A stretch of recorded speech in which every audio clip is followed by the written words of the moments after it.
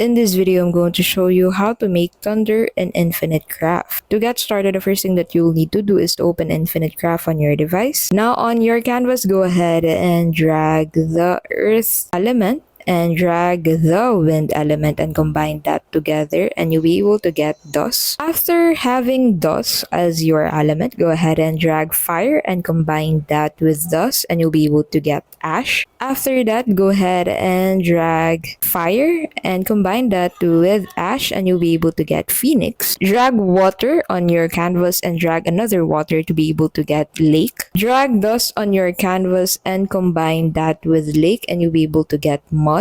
Now drag earth again on your canvas and combine that with mud, and you'll be able to get clay. Now combine the clay with phoenix to get statue. Drag fire on your canvas and combine it with water, and you'll get steam. And now drag steam on your canvas and combine it with steam, and you'll get cloud. Combine cloud with statue, and you'll get Zeus. Now go ahead and drag two clouds on your canvas to create rain, and drag the rain to combine it with Zeus, and you'll be able to create a thunder. And that is how you can create a thunder on Infinite Craft. We hope this video helped you out. If it did, please don't forget to give this video a like. If there are any other recipes that you want me to create a video for, please don't forget to comment that down below. Thank you so much for watching, and we'll see you in the next video.